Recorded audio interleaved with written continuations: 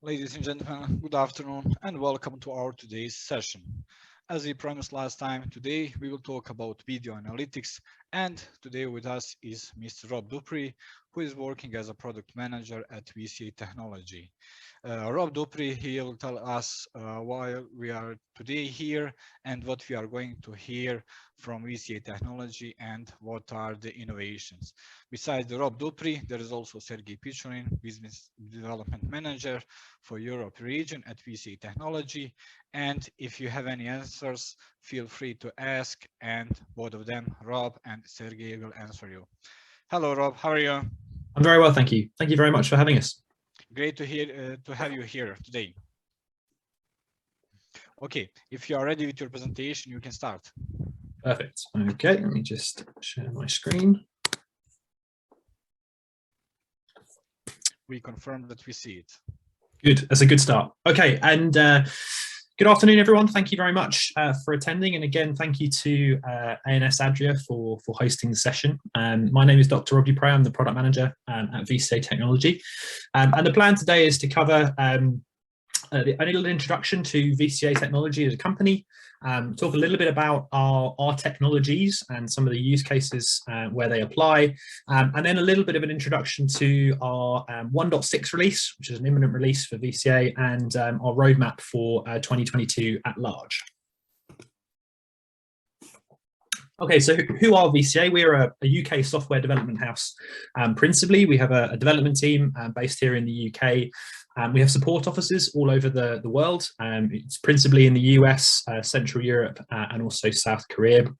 And really, we're a development house. We build our software in the UK for our analytics customers and our wider product base. We've been around quite a long time, really since the introduction of analytics at large.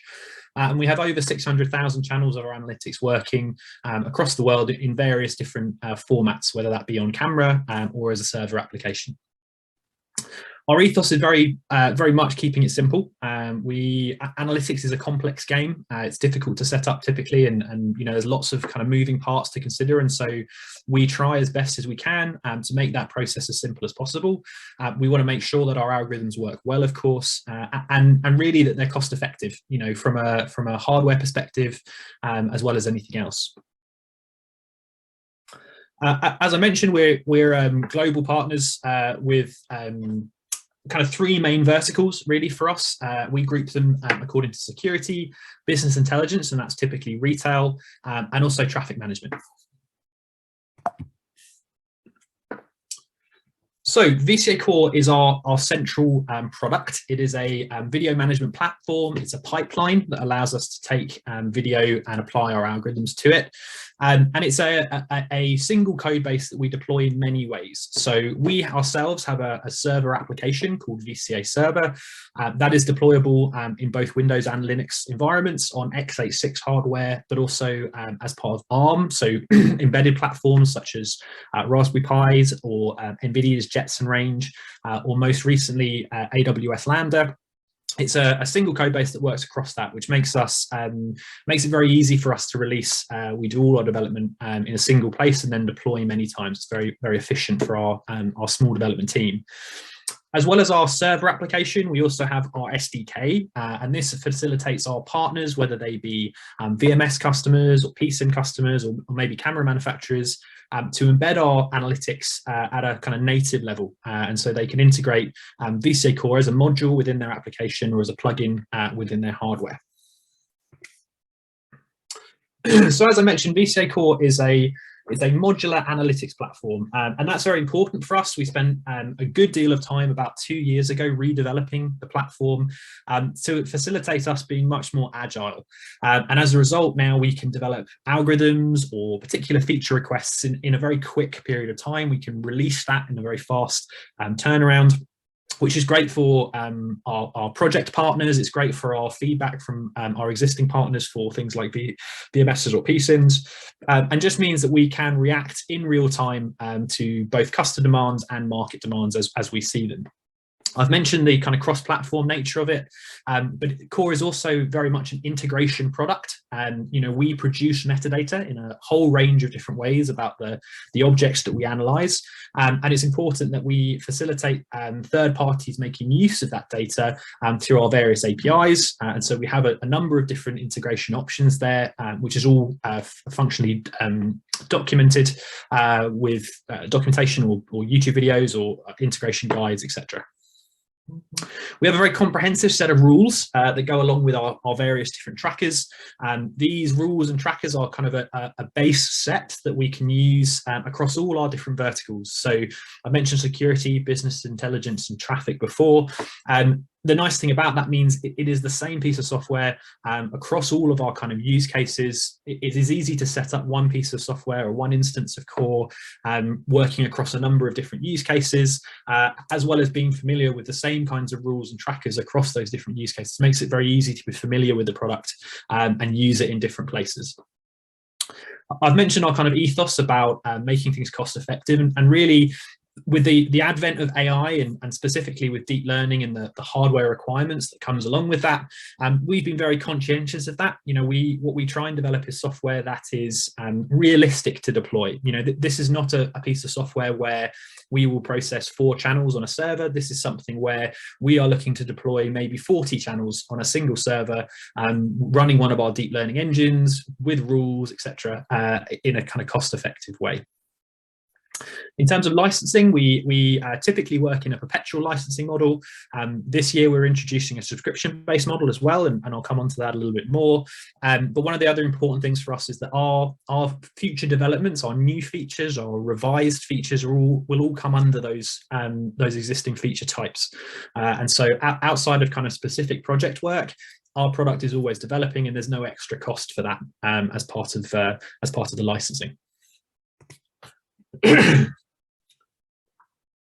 So I mentioned the VCA SDK, and one good example of that is something called VCA Edge. It's an Edge plugin for our analytics, which we've partnered with CPro, who do a wide range of cameras, and as a result, we can embed our analytics on board those cameras in lots of different ways. So for the sort of lower computational powered devices, we can do motion-based tracking, advanced motion-based tracking using our motion analytics algorithm that we've been developing for a long time.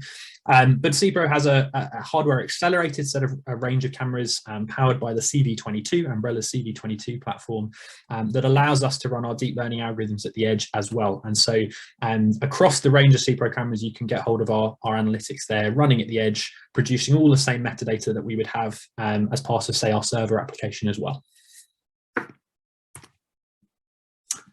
Okay, so let's talk a little bit about our approach to kind of machine learning, this term AI specifically. So VCA, we have a number of what I would call deep learning based trackers, and they are in addition to our motion-based tracker, and these are products that we've released over the last 2 years, and they've been specifically designed to address various different use cases across our different verticals. So one of those is a deep learning object tracker. This is an object tracker that allows us to detect not only people, but also vehicles and types of vehicles, as well as some selected objects like bags or bicycles, for example. The advantage of deep learning, generally speaking, is it handles scenarios where motion tracking becomes quite tricky. So especially dense scenes or busy scenes, the deep learning algorithms are much better at segregating out individual objects, especially when you've got things moving in sort of the same direction at the same speed. And I'll give you some examples of that in a minute. And of course, one of the other big advantages is no calibration. It's a very simple setup. You select your tracker, it basically immediately starts detecting objects, tracking those objects through, and of course, generating metadata about them. The Deep Learning People Tracker is another deep learning based tracker. It's specifically targeted at people, and it also generates additional metadata about those people. So as well as identifying where an object is in the scene, we can also do things like identifying key points of the body. So left shoulder, left knee, right knee, for example. And so we can basically build up a skeletal representation of that person. And that metadata is all available as part of our integration options. So a third party that is using our product, for example, could take that metadata, verbatim and just develop their own algorithms on top of that, or like we have done, we've developed internal applications, fall detection algorithm, for example, and again I'll show examples of that, that's based on that data, which we couldn't do on using something like just the deep learning object tracker, for example. But both the DLOT and the DLPT are very much designed to use existing cameras. That is predominantly because, again, this kind of cost-effective attitude towards deployment. We try to avoid this requirement for specific cameras and specific views to do your analytics. The nice thing about deep learning is it opened up that the option to use existing cameras, and a prime example would be retail, for example, where maybe there's already security cameras installed, where traditionally you may have to install a special camera to do maybe crowd counting or counting in an entrance, for example. Now we can reuse that infrastructure and get still very accurate counting results and of course, business intelligence data as a result. The last product I want to mention is our deep learning filter. This is a product that actually runs on top of our motion-based tracker. It's like an internal verification engine. It's great for really limited deployments or low-powered environments where either you're very cost-conscious or potentially there is just not enough processing power at the edge to do kind of widespread deep learning analysis. And so the deep learning filter is responsible for kind of filtering out a lot of the noise that you might get with a motion tracker. And again, I'll give some examples of how that works. So I've mentioned different products and some of the use cases that we use them in. There is, of course, some overlap between them. But as we can see here, there are some examples where one tracker is superior to others. So for example, the deep learning filter, much better at long distance detection because it's a motion-based tracker. It also works on things like thermal, and ultimately it's a false alarm reduction engine. The deep learning object tracker, it has that ability to detect different types of objects, so not just vehicle, but kind of car, truck, bus, for example. And so it's much better in kind of traffic applications and of course in things like static object detection, where a motion-based tracker, of course, would not work. The deep learning people tracker, as I said, generates a bit more information about the pose estimation, which gives us things like behavior, like fall detection, which is not possible with, say, the DLF. And so there's a good overlap, and typically the ability to switch between those trackers in almost a real-time fashion means that you can test them, get them working in your environment quickly, and of course, hopefully get good results as a byproduct. Okay, so I want to go a little bit of a deeper dive into those trackers and give you examples of where and how we use them. This is a very high level summary of how our tracking engine and the process pipeline works. So we take in raw video, that's typically an IP camera, an RTSP stream feeding frames into the system. We analyze that with our deep learning object tracker. And essentially what that's doing is every frame it's identifying objects in the scene and their locations. And then we are doing a matching step between this frame and previous frames to identify that this vehicle that we're seeing in say, the top corner is the same vehicle we saw in a previous frame. And once we've got that tracked object, that is a kind of a ubiquitous object in our system, we can then apply our logical rules engine for kind of behavior detection. So has that object entered a zone? Is it a vehicle? Is it a car? Is it moving in a specific direction? And it's sort of a uniform methodology in which we can apply any rules as a kind of generic object detection. And then once you've got those rules set up and an object triggers them, we can then send an alert out of the system via one of the various integration options that we offer. So that could be sending an email to an endpoint, it could be triggering an HTTP message, or if you're connected directly to our metadata stream, it could just be adding the event to the metadata stream such that a third party can then do something with it. I mentioned the object tracker has a number of different object classes that we can detect. So not just people and vehicles, we can do car, bus, van, truck, motorcycle, bicycle, and bag. We're also adding additional classes to that. So the leisure boat and forklift truck classes are things we're adding specifically for projects at the moment, but they'll probably make their way into the object tracker generally. And as I also mentioned, this kind of idea about a commitment to sensible deployment requirements. So for something like the DLOT on a relatively modest GTX 1660, which is quite an old card now, we're getting sort of 25 channels. And so with more modern cards, with the 30 series, the A series, T series, for example, we would expect easily kind of 40 to 50 channels on a single server, which obviously for most use cases we find is a good number for the analytics requirement of a large retail store, for example, or defending a particular site, for example. So let's get into some visualizations of what we do. This is a typical traffic application. And this really illustrates the difference between a motion-based tracker and a deep learning solution. So here we've got a lot of vehicles coming towards the scene, which are moving at roughly the same direction in roughly the same speed. And a motion tracker would obviously really struggle with that. And whereas here we're able to delineate between different vehicles very well. We're not getting any kind of spurious detections based on those illumination changes. So the lights, for example, are not kicking up problems. And as a result, we can hold on to these vehicles. We can do that kind of behavior assessment in a way that really wasn't possible, a few years ago. So here, for example, we could add rules about whether or not a vehicle is spending too long in a particular zone. Has it turned left when it shouldn't have done, for example? We can start to build up that behavior detection for maybe infraction detection, or maybe for some sort of counting application to get an idea of how busy things are at different times of the day. This is another example of the same tracker working in the security application. So this is an airport concourse. Here we're doing detection of people. We can also see highlighted here the bag of this gentleman here. And so here we may be doing some sort of counting application. We may be doing some kind of bag detection. Is a bag being left in an area for a certain period of time? The kind of general security applications that you would need. And again, here we're seeing good, clean detections of lots of objects in what would normally be classed as a very dense scene.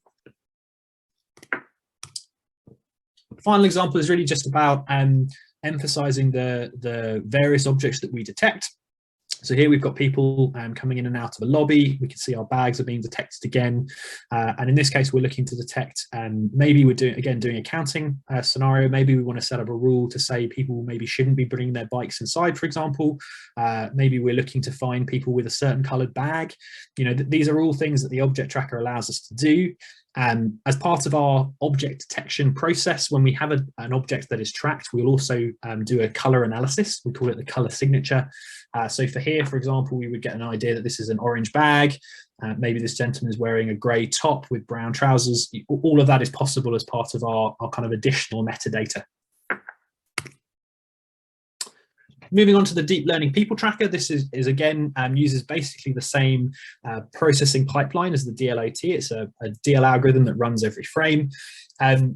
The difference is the model here is not just detecting people, but it's also detecting those key points. And we can see the visualization of those key points annotated in these frames. As I said, that key point information can be used for third-party applications. You can take that metadata and do something with it. You could do, for example, face detection based on the location of eyes, ears, and nose as part of key points. We use it for fall detection as part of our kind of third-party algorithms that we do. And it's a tracked object in the DLPT is exactly the same as the DLOT. Any rules you want to use would all work there as well. So line crossing, presence in a zone, filtering based on object type, etc., all becomes part of the process. Here are a couple of examples of that algorithm working in practice. So this is another example where a motion-based tracker would really struggle. We've got lots of reflections on the floor. We've got shadows over in the corners. If this door was being opened and closed, again, these would all be things that trigger motion in a way that would not be very helpful. Here with the DLPT, we're getting nice, clean tracks on the objects. We're getting clear numbers of people coming through. So if this was a counting application, for example, we would be doing pretty well. This is another classic example in terms of business intelligence. So this is a shopping centre in the UK, and obviously over the COVID period, we were looking at things like occupancy management. We're looking to make sure people are segregated. What we found actually is more often than not, we're looking at kind of trend analysis. So for example, we have kind of entrance and exit signs here. Maybe we want to generate alerts if people are not following those rules. You may not necessarily want to act on that rule. You're not likely to send a security guard for someone who enters the no entry sign, but it's good to get an indication of maybe how many people are doing that. Is the signage not good enough? Is it worth posting a guard there to help reduce that? This is all kind of information that we can now enable because we get much more accurate counts. And of course, the other practical one, of course, is occupancy management, getting an idea of the number of people who are entering and exiting at any one time. Okay, so moving on to fall detection. So fall detection, otherwise known as maybe man down or slip, trip and fall. These are good examples of a situation where potentially maybe a retail outlet, you'd want to know whether or not a staff member or a customer has fallen down or is staying down. And so we've developed this fall detection algorithm that basically can trigger an event when somebody falls down. As I said, it's based on additional metadata that we generate. And so this kind of falls into all of our rules that we would normally have. We could have, for example, a zone to check in whether a person has fallen in a specific area, whether they've been fallen for a certain period of time. And, again, all of this stuff is quite possible.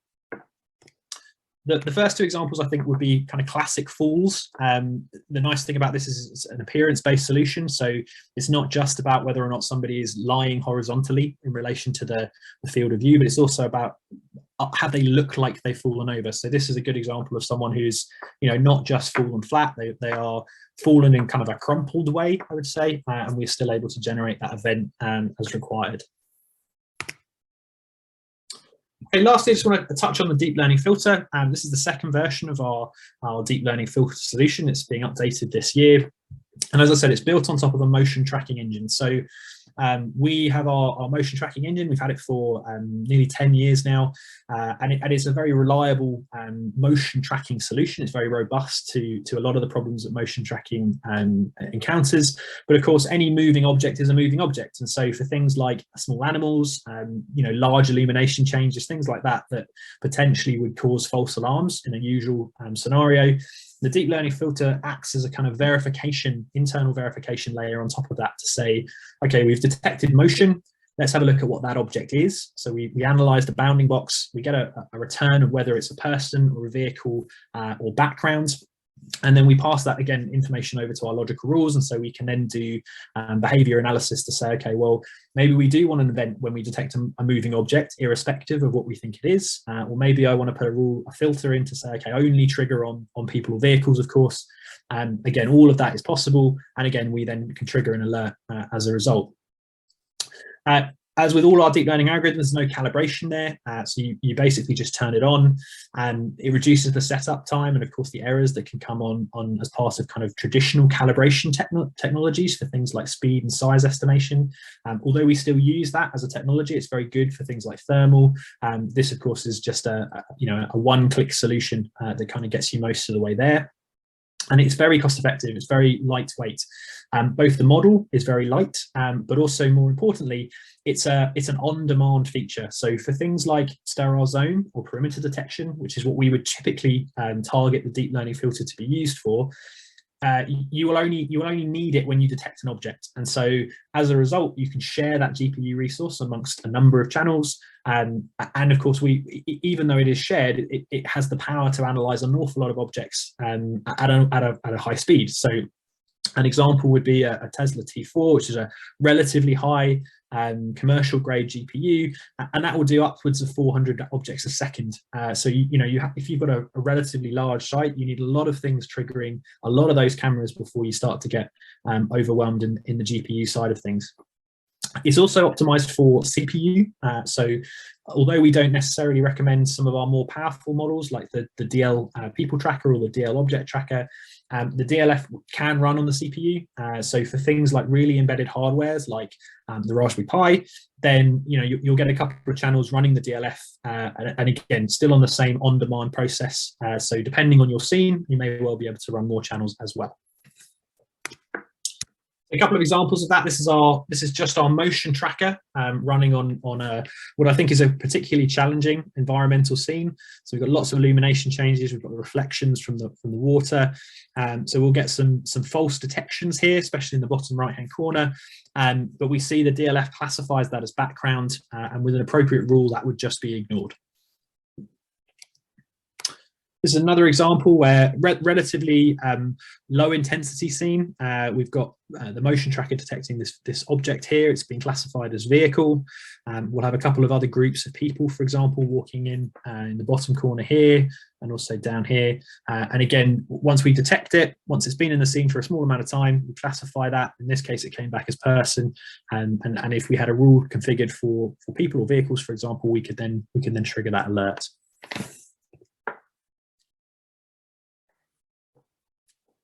So I wanted to touch on requirements. This is our 1.5 hardware spec document. It's based on internal testing that we do, a set of requirements about amount of objects we process in a certain period of time.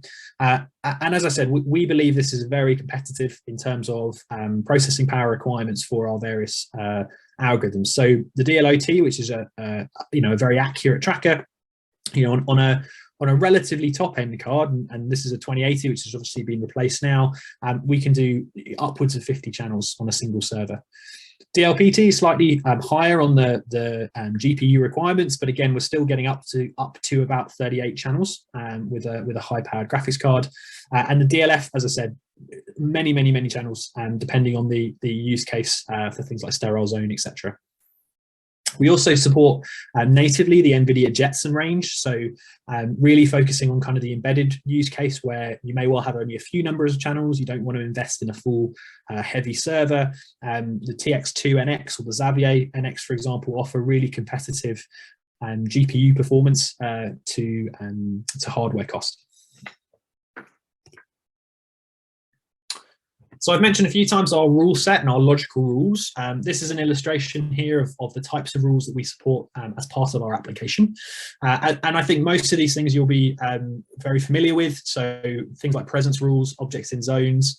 We can also do behaviors, so entering the zone, exiting the zone, appearing or disappearing in the zone. We can detect the direction, of course, of objects, how long they've been in a zone, whether they've stopped or come to a complete stop, as well as kind of more fundamental things. So tamper detection, for example, as the camera being covered when it shouldn't be, for example. Are we still receiving information from the cameras? So we have a loss of signal event as well, and we can generate if a camera goes down, as well as, of course, of all our trackers as well. So this is a kind of an amalgamation of some of these rules set up on a kind of classic VCA test video. So here we've got counters in the top right corner that are counting particular triggers of certain events. We've got here an event being generated by an object being in the center zone for a certain period of time, in this case 4 seconds. Here we've got an event saying these people are in the wrong place. So here I've got a filter saying that if a person is in this zone, trigger an event. We've got a direction rule. So if a vehicle enters this zone traveling in the wrong direction, again, we can generate an event based on that. One of the nice things about our system is our ability to combine our base rules. So logical rules is something that's been in our system for probably 5 years now. And it's this ability to take these base rules, presence, enter, exit, etc., and combine them with logical operators to create much more comprehensive, complex behavior detection triggers. So we have a number of operators to do that, and or previously continuously and not.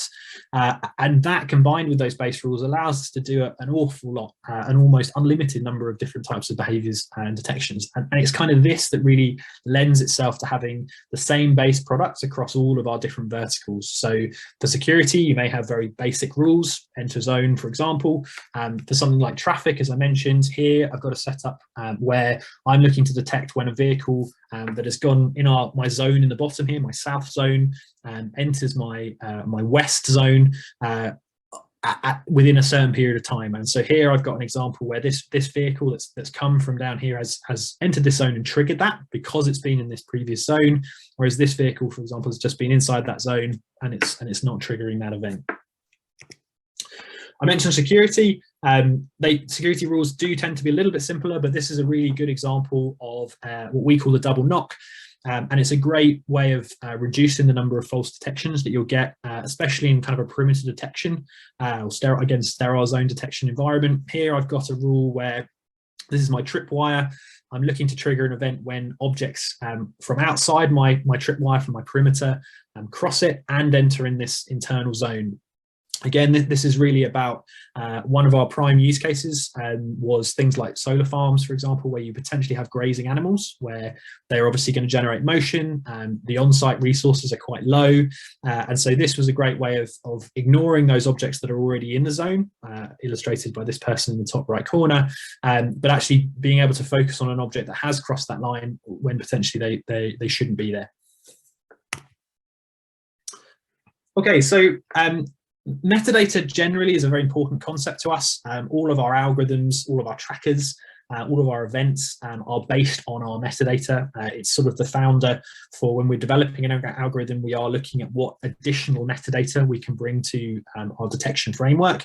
And so when we track an object, whether or not they are triggering a rule or doing anything, there's an awful lot of information we create off the bat. So that will be location information about where they are, drawing bounding boxes around them, the history of where they've been, object classification. If we calibrate the camera view, we can do estimation on things like the size and the speed of the object. As I mentioned, we generate information about the color.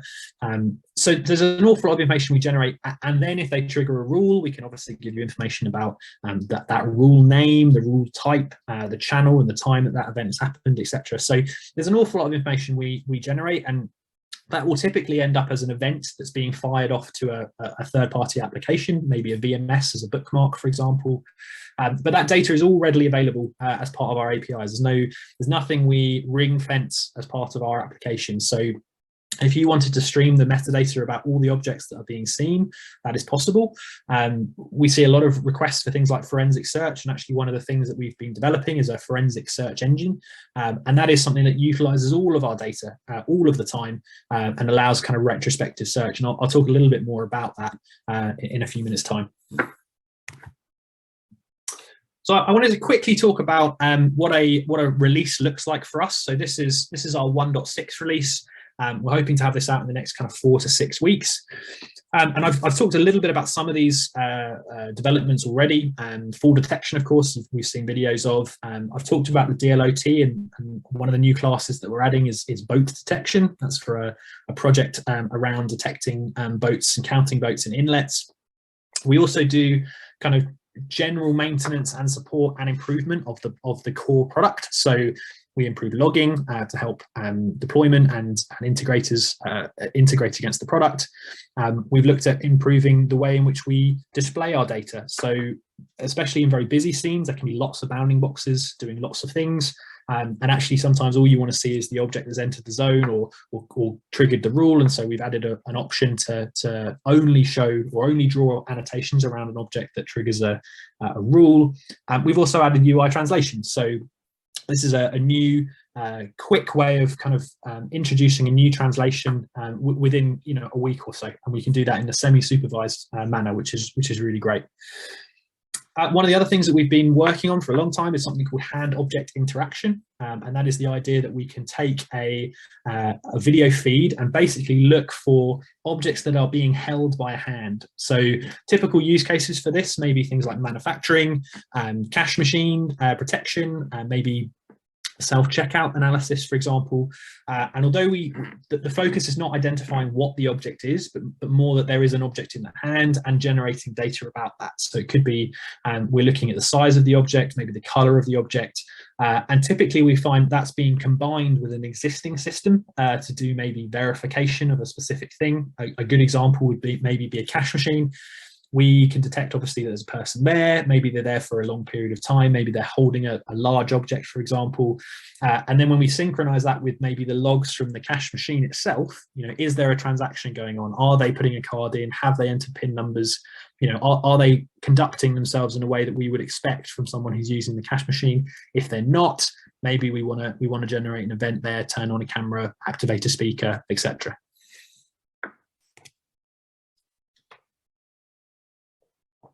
Okay, so I've spoken a lot about core, which is of course our pipeline. This year especially, we've been doing a lot of development on supporting products and services. So cloud licensing is the first of those. This is our introduction of a subscription-based licensing model, which will allow you to license core remotely on kind of a per month or per quarter basis. And the tools around that. We're introducing a cloud verification service called Verifier. And again, I'll talk a little bit more about that in a minute. And then lastly, also, we're looking at this forensics use case. So we're developing a totally separate application to our VCA server that is focused on recording that data and providing search mechanisms to be able to kind of retrieve data and look at particular types of events. So on the cloud licensing and licensing generally, so as I mentioned, we have two kind of modalities in terms of perpetual licensing and subscription-based licensing, and that's realized in kind of three ways. We have our local licensing system, and this is basically where we will link a certain number of video processing channels to your hardware. So this server, for example, here may have 15 channels associated with it, and this one may have another 15. And this is great for a self-contained and redundant approach to licensing. It works well in air-gapped networks, for example. So everything is totally isolated. There's no need for a connection home in any way, and we can continue to process whether you're connected to the net or not. One of the limitations of that was that because we required a valid piece of hardware for us to link to, it meant that things like Dockerized containers or virtual machines were not something we could support from our licensing perspective. And so what we introduced was a remote form of that, which basically means that you can designate a particular piece of hardware or a couple of pieces of hardware as your licensing server. We load your licenses onto that particular hardware. So say, for example, we load 100 channels onto this remote licensing server. And then any instances of core, whether they are running natively on the hardware or maybe a Docker container or a virtual machine, for example, they can connect remotely to that license server, pull their channels down, and of course, start processing video. As part of that, we obviously introduced all of the things that we would need to maintain that. So if that licensing server goes down for any reason, there's a grace period of 5 days to be able to get that back up and running or check connections, etc. So it's all a sensible approach to being able to manage maybe a large site, for example. The introduction with 1.6 is the cloud licensing approach, and much like remote, it is this idea where we license against an external piece of hardware. No longer do we need to link particular licenses to particular physical devices. The cloud server is managed by us, and it introduces the ability to have a subscription-based licensing model. You would need an ongoing connection to the cloud licensing solution, of course, to make sure that license is still valid over time.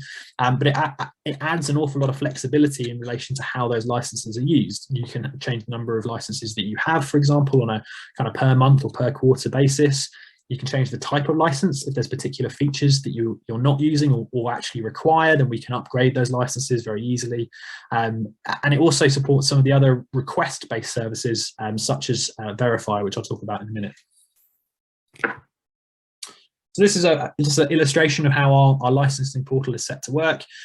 So there will be an online portal that you can log into as you create your customer account. And we have these concepts of sites. And a site can be a physical location. It could be one of your customers, for example. It could be a set of servers. It could be a single server. But the idea is it's kind of a bucket in which you can put a bunch of licenses.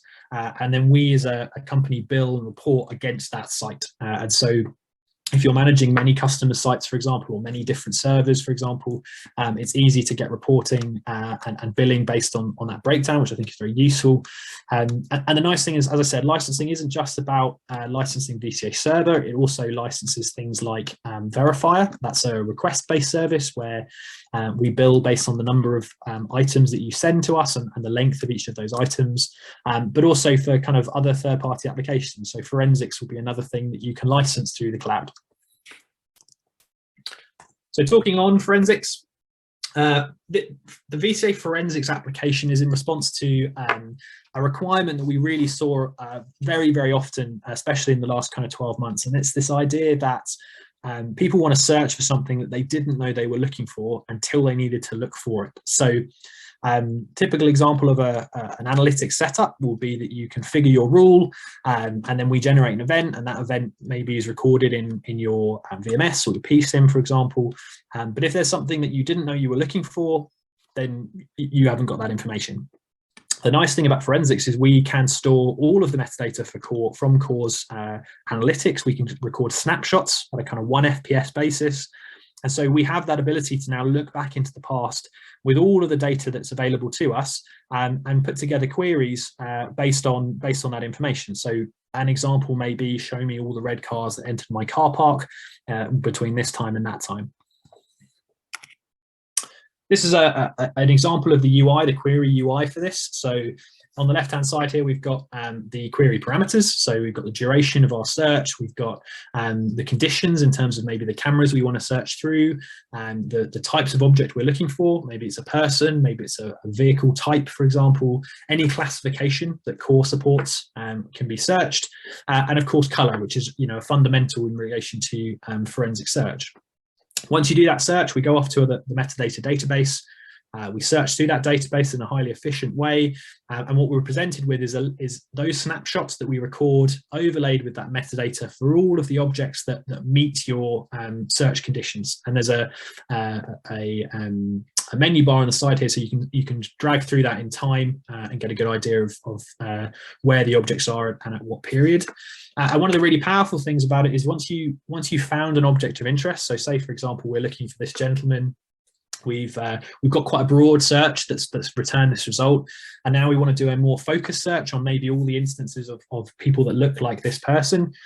We can click on that person and essentially do what's called an appearance search. So based on the information and the metadata that we have about this person, we can do a new query. In this case, it will be per person, for a torso color of black, for a leg color of kind of beige. And then we can put together another search query that will do the same search, but now specifically for those parameters, allowing us to build up a historic path of where this person has been, for example, or other instances in which we've seen them in our site or around our perimeter, for example.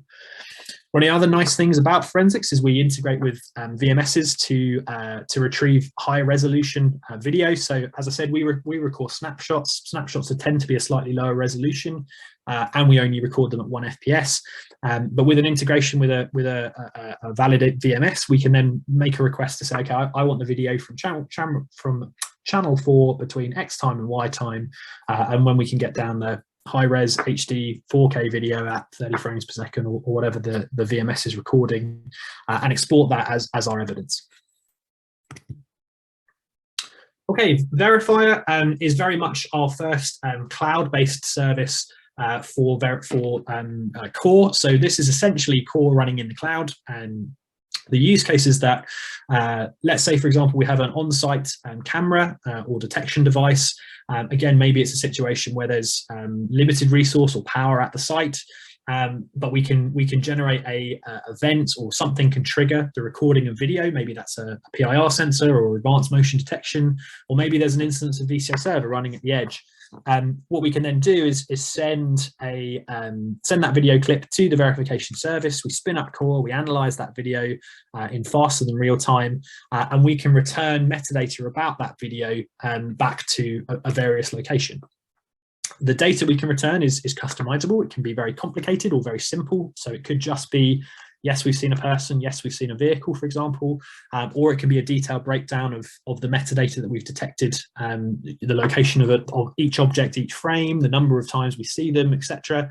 And you can also upload a configuration to say, okay, well, I'm only actually interested in this zone, for example. Maybe there's only a certain set of rules that I want to look into based on this particular camera view. So really introducing what Core is about in a cloud service that, again, is on an on-demand feature. So it is billed based on the number of times you use it and how long the videos you upload are. Okay, so that's a kind of a flavor of what one of our big releases looks like. We obviously do intermittent releases in between that, and we release on kind of a 3 to 4 monthly schedule, depending on the size of the release. This is the roadmap for 2022. These are kind of feature requests and concerns that we've been looking into for a number of months, depending on maybe project requirements or partners or maybe market analysis. And so this is just a summary of some of the things we are looking at. One of those, of course, is OnViv. OnViv, of course, is the sort of ubiquitous integration option for many cameras and analytics services. Profile T supports video streaming and events, and it's something that we haven't always felt the need for. We have built into Core very generic integration options. So you can pull our video feeds via RTSP, for example, and get our burnt-in annotations overlaid. We can send you events in a number of formats with kind of substitutions for metadata. And so all of that stuff has been fairly generic and has been used by a lot of our partners to create quite nice integrations. But of course, OnViv gives us the ability to integrate with partners on a simpler and a quicker way, and maybe doesn't give us quite the same flexibility, but kind of maybe gets us into a project or a product system very quickly. I've mentioned color filter as part of forensics. That is certainly a major focus for us. Color filtering is a really interesting problem because you may do a search for a person in a blue top, someone else might do the same a search for the same person, but think they're wearing a purple top. And it comes down very much to the types of images that we get from cameras. You know, they're traditionally a little bit grainy, traditionally a little bit washed out. Obviously, we have this issue about perception of color. You see blue, I see purple, etc. And so we're doing a lot of work into how we can make our system more robust to that. I've mentioned calibration. So as part of our motion detection engine, we can do a calibrated system where we can estimate things like the size and speed of a vehicle or an object. We're going to bring that to our deep learning trackers. We're looking to do that in an automated way. So you press a button and maybe do a walk test or a busy scene, just analyze that scene for a few seconds or a minute, and create a calibration that gives us that estimated metadata. Once we've got that, of course, we can do more with it. So we can do things like filtering based on the height or the size of an object. We're also looking to add Z coordinate support. So this is the distance from the camera, again, estimated. So based on that metadata, we can do things like collision detection in a sensible way. And of course, speed detection, which we can do currently with the motion detection engine, but around our kind of behavior and event detection, speed would give us things like people running in a store, for example, on the DLPT or the DLOT. We have an ongoing refinement and redevelopment process. So our machine learning team is always looking at improving our models.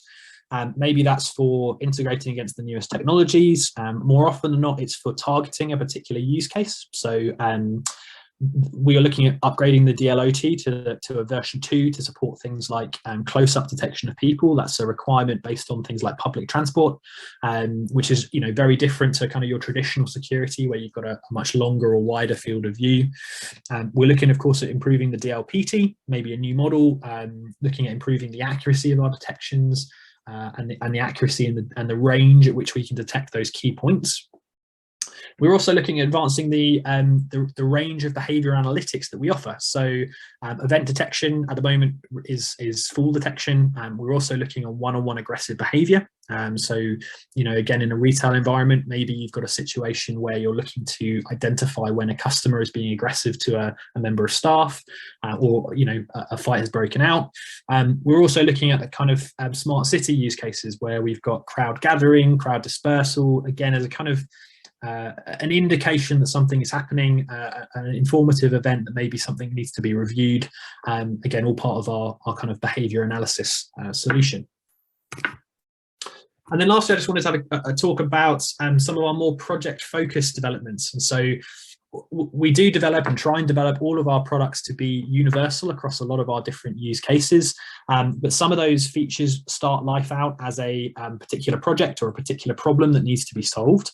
The first one they're working on at the moment is something called shelf clearing. It is this idea that people kind of go into a store and they'll just wipe a whole shelf into a bag and walk out. And so detecting that large loss of event is very useful for the retail store, not only to try and identify the person that has caused that, but also to identify that it's happened and the shelf needs to be restocked. Otherwise you're not only losing the stock that's on the shelf, but you're losing any future sales until that stock is replenished. So a shelf clearing algorithm to detect that in basically real time.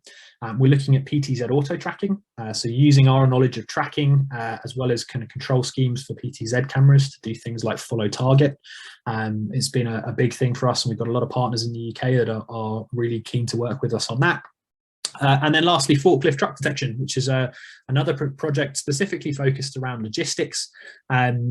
Predominantly for health and safety. They're looking to analyze trends over time about human truck interactions, making sure that there's not too much speed going on and people are operating at a safe distance, but also from a warehousing efficiency standpoint. So are we able to detect how long a truck is in being loaded or unloaded, and how efficient that process is being done.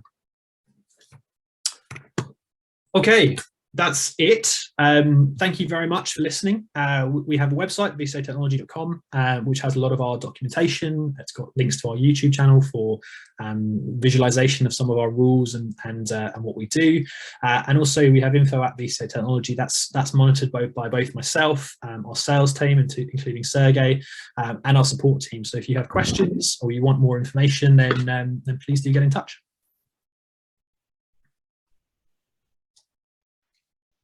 Hello, Rob. Hopefully you can hear me. I can. And see me as well. Okay. Thank you very much for your presentation. Hopefully it was not so much exhausting for you. All good. Thank you.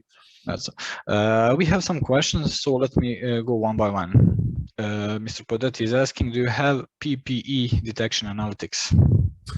No, not currently. We did look at things like mask detection from a retail perspective, but actually we ran into the problem that people were looking to detect masks of people who had the intent of stealing something versus the mask of someone who was wearing it for COVID, which became very tricky to analyze.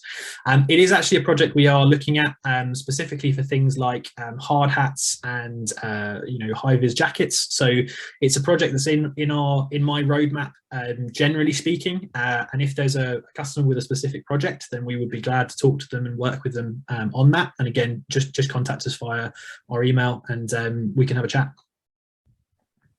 Okay, the second question, how camera affects the video analytics? Yeah, it's a really good question. So we operate at a relatively low resolution. So we recommend a 480p camera stream with a frame rate of somewhere between 10 and 15 FPS. Typically it's about how big the object is in the scene relative to the camera. So people at very, very small distance, or sorry, very large distance, i.e. very small number of pixels. We use a measure I think popularized by IPVM, about pixels per foot or pixels per meter. And so what we're looking to identify is people who are maybe 12 pixels per feet, for example. And that gives us a baseline to say people above this size we'll be able to see, or vehicles above this size we'll be able to see. But of course, really shaky cameras or very old cameras that are maybe very washed out, or the lenses are not very clean, they will all have an impact. But we do find actually that the algorithms are very robust. And so it takes quite a lot for us to not detect an object. It's typically that it's an unknown object that will trick us rather than necessarily a problem with a camera. Okay, thank you very much, Rob. One more question. We know that video analytics generates the data much more than before. So how to manage with storage in most efficient way? Yeah, again, really, really good question. So the VCA forensics application has really kind of been an eye-opener for us about that amount of data, and I think it comes down to the requirement. So The VCA server, our actual video processing pipeline, it doesn't store anything. It doesn't store any video. It doesn't store any metadata. It basically discards as soon as we've looked at the image. And so for things like event detection, and you want to add a bookmark to a VMS, for example, the actual data storage requirements for that are tiny in comparison to the actual video storage, for example. If you want to do forensic search and you want to be able to have that ability to look back over that metadata over a long period of time, then those requirements are much, much bigger. They will pale into significance compared to your video storage requirements for sure.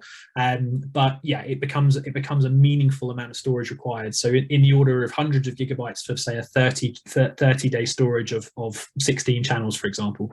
So it can add up. But again, it's about what you need to store versus necessarily storing everything. If you're only interested in events or you wanted to train some other kinds of some business intelligence analytics, for example, trend analysis, stuff like that. So we have another product called Data Point, for example, which is focused exclusively really on that kind of retail environment. So it's good at building up heat maps, for example, or defining the direction of people in stores. That's another thing, that we record a lot of data, but it's stored in quite an efficient way. And so, as I said, it's a difficult question to answer just because it's dependent on your use case. Thank you very much, Rob. These are all questions that we had for you. This was our Rob, product manager from VCA Technology. We wish you the success in your work in future. And we are waiting for the new releases and innovations from VCA Technology, just to know that. So. Fantastic. Thank you very much for having us. Thank you very much. See you next week. Goodbye. Bye. Bye.